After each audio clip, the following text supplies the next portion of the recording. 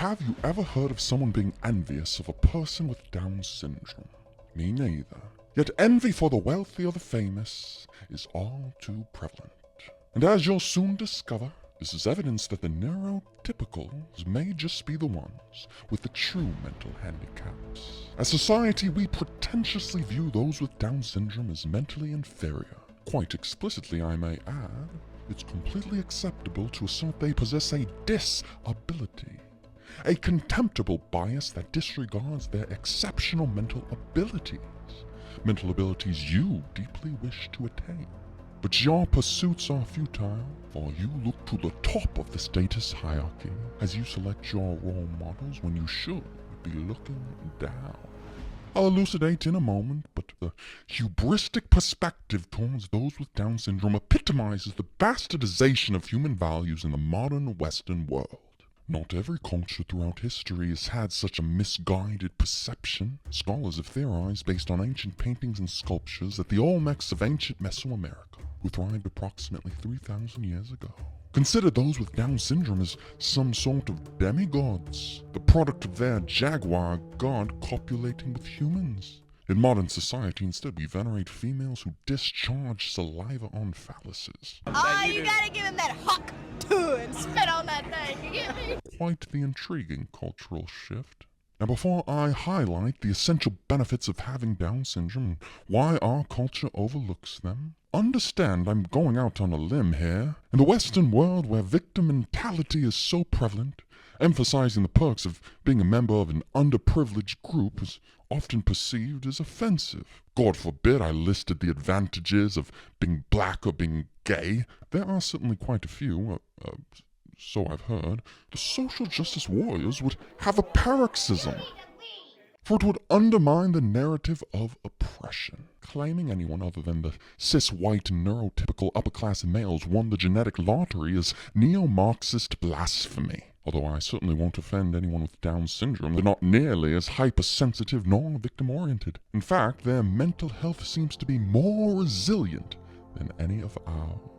This is no hyperbole, nor is it my opinion. I'm simply referencing the scientific literature. According to the research, 99% of people with Down syndrome are happy with their lives. People with Down syndrome are undisputedly happier than the average American. In the same year as this study, the average American had only an 85% chance of being either very happy or rather happy. That's right, people with Down syndrome are quite conclusively the most joyful demographic. Now this is something to contemplate. Ponder this for a moment, because on paper those with Down syndrome are not just eligible for the Special Olympics, they're frontrunners for the Victim Olympics. The pay gap between people with Down syndrome and their intellectually able respective genders is far greater than the pay gap between men and women. People with Down syndrome are even more likely to be disqualified as a potential romantic partner than any letter of the LGBTQ+, etc. And if you do attempt to be inclusive and initiate an intimate encounter with someone with Down syndrome, society calls you a sick pervert. I'd say that's even more unfortunate for them as it is for me. Yet they are still happier than the apparently most privileged citizens. What does that tell us about society and our values?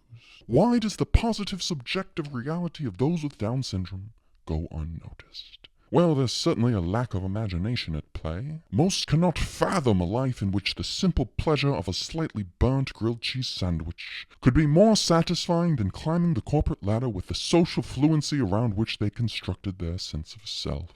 People frequently fantasize about becoming richer, more successful, or having more gratifying romantic relationships. But I seem to be the only one who fantasizes about having Down syndrome, a fantasy in which I'm finally content with my life. See, at their core, all our goals are predicated on the pursuit of happiness. Financial success, social status, attractiveness, they are all simply means to an end. Fundamentally, everyone is pursuing some sort of enduring, underlying positive emotion, whether you describe it as happiness, fulfillment, peace, satisfaction, or a sense of meaning. That's up to you. But I can assure you, based on the research and from first-hand experience, Wealth doesn't give you a 99% life satisfaction rate. Fame doesn't give you a 99% life satisfaction rate. Status doesn't give you a 99% life satisfaction rate. Even building the physique of a Greek god and acquiring superfluous external validation from women doesn't give you a 99% life satisfaction rate. But having Down syndrome does. So if you had the option to implant an extra chromosome into your DNA, would it not be rational to do so? See, at the moment you believe there are specific prerequisites for happiness. Things you must have or things you must acquire. But people with Down syndrome challenge this notion, for they are happier than you with less. Which begs the question, what if happiness is not an additive process, but a subtractive one? What if happiness hinges not on gain, but on loss? Maybe happiness cannot be assembled by acquisition, but only revealed as apparent problems dissolve. For it is not the procurement of currency that makes you feel good, but the problems it eradicates. Whether that be the problem of not being able to afford your caviar-stuffed hot dog addiction, or the problem of feeling inferior to those who can. But what if neither of these were ever problems to begin with? Could that be the more favorable circumstance? After all, while money may solve problems, it also may simultaneously instantiate many more. For the more wealth you obtain, the more you now stand to lose. It's evident that the happiness of those with Down syndrome is contingent not on what they have, but what they don't. Fewer expectations, less social pressure, lower ego. Their lack of certain intellectual capabilities allows for the most aspirational mental skill. A skill meditation practitioners train for decades to master. The ability to be in the present moment. The disability that hinders their participation in the Western capitalist system may just be a super ability for internal peace. Because without material pursuits to be distracted by, the mind searches for contentment in the present moment, rather than stationing happiness in the future as an illusory reward for a transient attainment. An attainment from which pleasure will inevitably fade, leading you to seek more fleeting pleasure from a new attainment. It's a never-ending cycle of dissatisfaction that I fell victim to.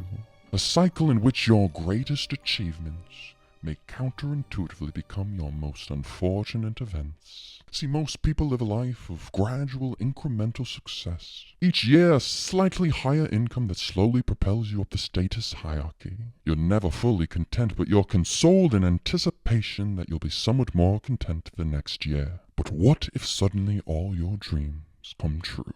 You instantly arrive at the summit of your life's purpose. Is that really what you want? For at the pinnacle of life, there's nowhere else to travel except down.